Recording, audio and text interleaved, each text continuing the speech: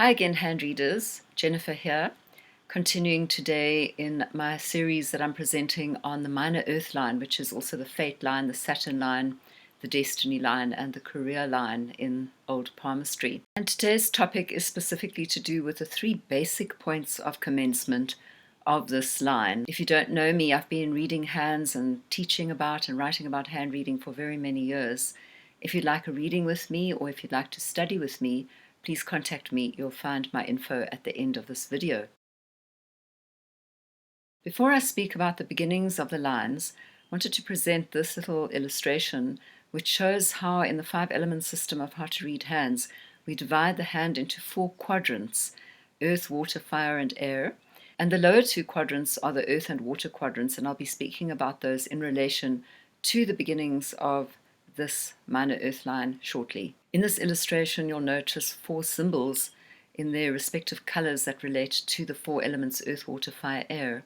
So the square is earth in orange, the circle in blue is water, the triangle in red is fire, and the cup in green represents the air element. In this image, we see a minor earth line that begins in the earth quadrant, slightly to the inside of the earth line or the lifeline. In this instance, our interpretation of this minor earth line is very much influenced by earth principles, earth qualities, earth traits. A person's career path will be significantly influenced by family values, by involvement possibly in family matters, perhaps a family business. They might also receive financial support from their parents. It's possible too that they may have sacrificed their own needs and preferences out of allegiance to their family or to seek approval from their family. Also, somewhere in their makeup, in their psyche, we might find an innate societal conformism.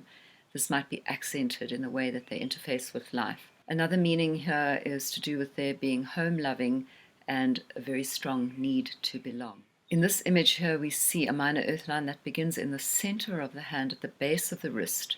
So it's not in an earth quadrant, it's not in a water quadrant. There's a harmony, there's a balance, and this could show the balance of responsibility, which is the earth quality, the earth principle, and imagination, which is a water element quality or characteristic or trait in a person. Minor earth lines that begin in their center point at the base of the hand, like this one, can denote a career beginning early in life. The person has chosen their independent path. It's a very positive marker. They are likely to be self-reliant, resourceful. They will try not to depend on their family for their career. Of course, much depends on the direction of the flow and what happens to the line further on in the path of the line. And as I said last week, I'm trying to break this down into incremental little bite-sized chunks of how we begin to interpret this line. So I'll cover the various forms and markings and flows of this line in separate videos as I progress in the series. The next most likely origin for the minor earth line is the water quadrant, or the moon mount, or the Pluto mount, which is the mount that sits underneath the moon mount closest to the wrist. This type of minor earth line would be strongly influenced by the water element, all our principles and associations in our 5-element system.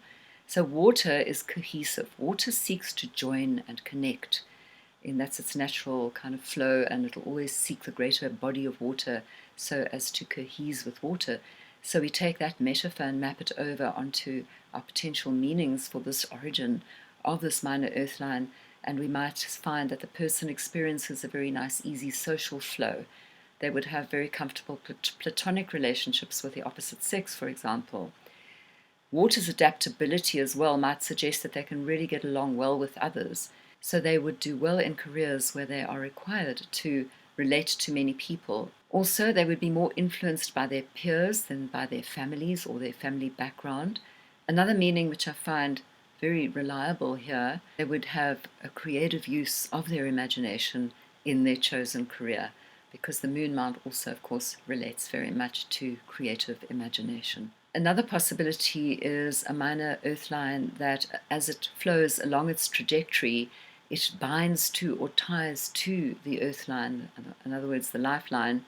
And here again, the influence from the family would be aspected, including the same meaning that if it begins inside the earth line, which is wanting to please the family, there might be some sort of codependence in this instance. And then I'd like to also mention in this context what we call the late rise to the minor earth line. So there's no presence of a minor earth line lower down in the palm at all.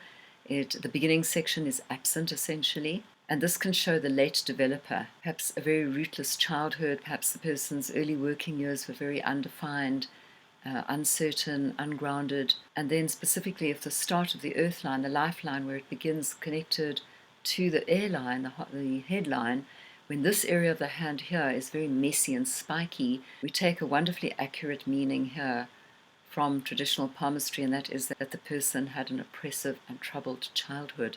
So add that to a late rise of a minor earth line, and for sure that person's early life wasn't grounded and that their career definition or direction would start late in life. Next week I'll talk about the endings of minor earth lines and how the ending influences the interpretation.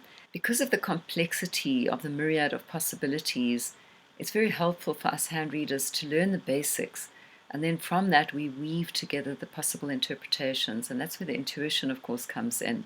So what we do is we take into consideration all the variables of minor earth lines, their origin, their form, flow, their markings, and their endings, and from that we eventually make our assessment. If you enjoyed this little presentation, please click the like button, subscribe to my channel to help me grow it, and share with your friends. Next week I'll be talking about where the line ends. I'll see you then.